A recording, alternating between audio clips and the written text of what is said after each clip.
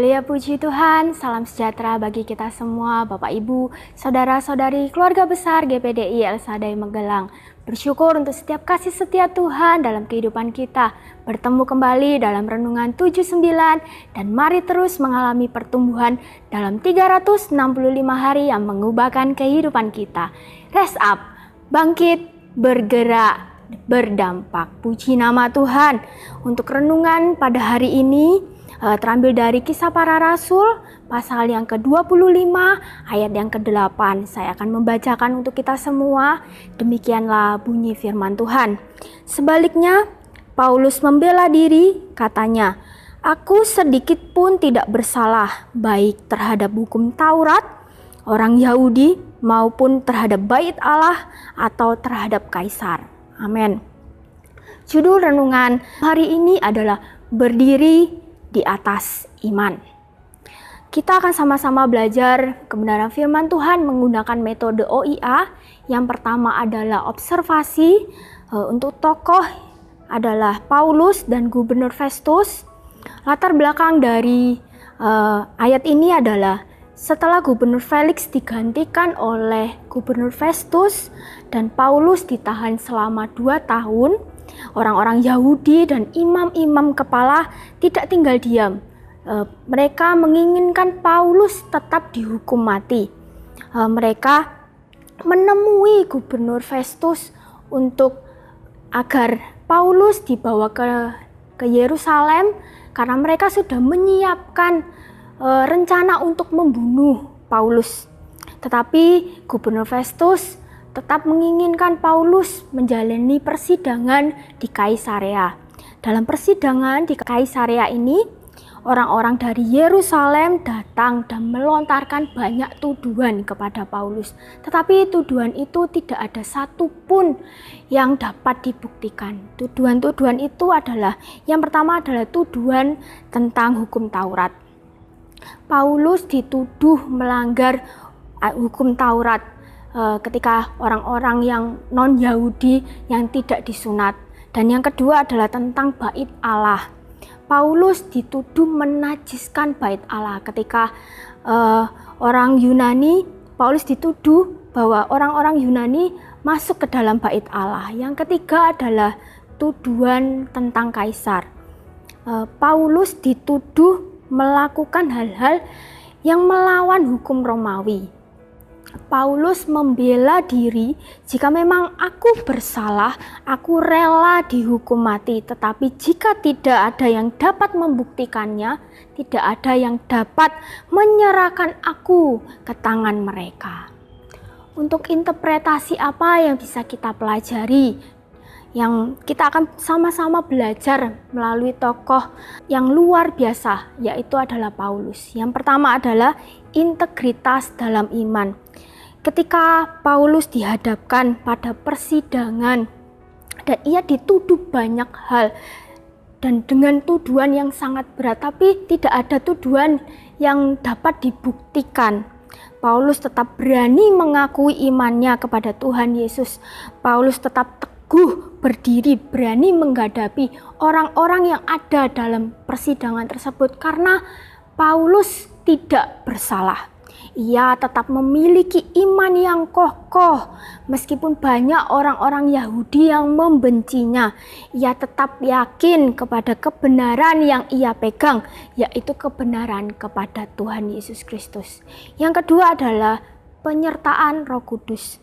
Dalam mengatasi persidangan, Paulus merasa tenang. Ia tidak terburu-buru dan penuh dengan hikmat. Mengapa bisa demikian? Karena di dalam Paulus ada Roh Kudus. Paulus disertai dengan Roh Kudus. Dalam ayat yang ke-10 sampai yang ke-11, Paulus dengan tenang dan hikmat dari Roh Kudus. Dan Roh Kudus yang akan membantu Paulus menjawab setiap pertanyaan dari Gubernur Festus. Dan pada akhirnya keinginan Paulus untuk dapat naik banding kepada Kaisar disetujui oleh Gubernur Festus. Yang ketiga adalah hasil dari pekerjaan Paulus. Paulus memiliki integritas dalam iman. Roh Kudus menyertainya. Ketika situasi yang terjadi, ketika penderitaan itu datang, Paulus berdiri teguh dalam iman kepada Tuhan Yesus Kristus, dan Paulus menjadi salah satu rasul yang paling berdampak dalam penyebaran Injil ke seluruh bangsa. Paulus menjadi contoh dan teladan iman dalam pengiringannya kepada Tuhan Yesus, karena bagi Paulus hidup adalah Kristus dan mati adalah keuntungan. Bisa kita lihat di Filipi 1 ayat yang ke-21. Untuk aplikasi apa yang bisa kita pelajari dalam kehidupan sehari-hari? Yang pertama adalah integritas dalam iman.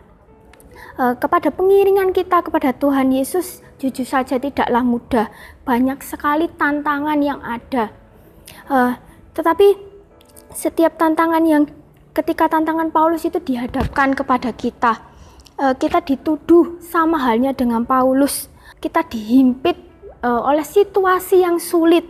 Mungkin banyak dari kita akan menurunkan atau mengurangi kualitas iman kita, atau bahkan banyak yang meninggalkan iman kepada Tuhan Yesus Kristus karena mereka tertekan terhadap situasi yang menghimpitnya.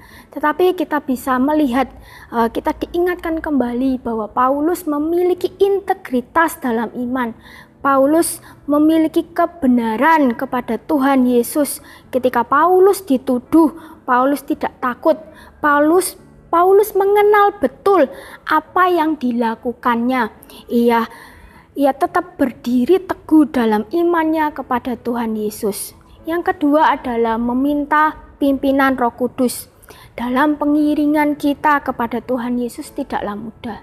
Kita tidak mungkin bisa mengandalkan kekuatan kita, tetapi kita memerlukan Roh Kudus dalam kehidupan kita. Roh Kudus ini yang akan berperan dalam menegur kita, memberi kita ketenangan, dan memberi kita nasihat. Ketika kita dihadapkan dalam posisi yang sama, seperti Paulus, kita dituduh, mungkin respon kita bisa tidak terima, kita bisa marah-marah, mungkin kita melakukan hal-hal yang dapat merugikan kita. Tetapi lewat teladan Paulus tetap tenang karena Roh Kudus ada di dalamnya. Dan Roh Kudus memberi hikmat dan keberanian kepada Paulus untuk menghadapi situasi yang ada. Maka dari itu marilah kita harus terus mengandalkan Roh Kudus, minta pimpinan Roh Kudus, dan penyertaan Roh Kudus selalu ada dalam kehidupan kita. Yang ketiga adalah iman yang sempurna. Dalam Ibrani 11 ayat yang pertama dikatakan, iman adalah dasar dari segala sesuatu yang kita harapkan dan bukti dari segala sesuatu yang tidak kita lihat. Iman yang kita punya jangan hanya sekedar harapan atau hanya di bibir saja, tetapi kita perlu ada bukti yang nyata. Karena iman tanpa perbuatan adalah mati. Kita bisa lihat di Yakobus 2 ayat yang ke-26. Tindakan nyata yang seperti apa? Ketika kita dihadapkan dalam situasi seperti Paulus, kita dituduh. Yang kita harus lakukan adalah kita mengenal kepada siapa kita berpegang kebenaran, yaitu kepada Tuhan Yesus Kristus. Ketika kita berpegang kepada kebenaran, kepada Tuhan Yesus Kristus, kita dihadapkan situasi yang sama, kita tidak goyah. Kita tidak takut, kita tetap berdiri teguh dalam iman kita kepada Tuhan Yesus. Marilah punyai iman yang sempurna di dalam Tuhan. Punyailah pengenalan yang benar akan Tuhan Yesus. Dan tetaplah berpegang kepada kebenaran dalam Tuhan Yesus Kristus.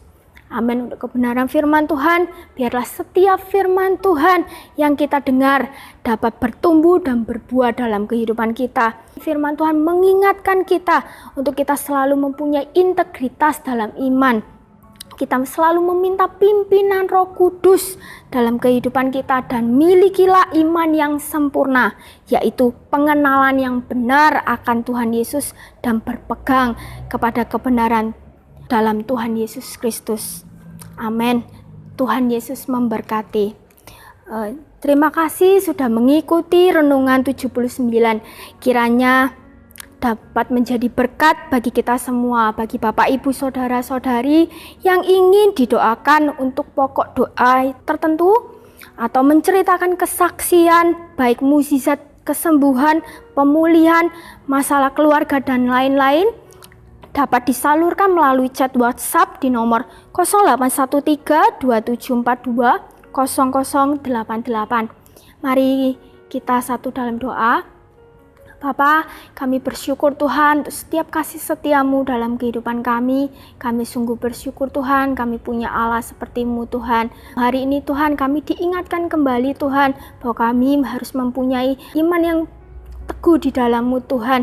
Kami diingatkan kembali untuk selalu mengandalkan Engkau Tuhan dan memiliki iman yang sempurna, mengenal Engkau lebih dalam lagi Tuhan, dan selalu berpegang kepada kebenaran dalam Tuhan Yesus Kristus.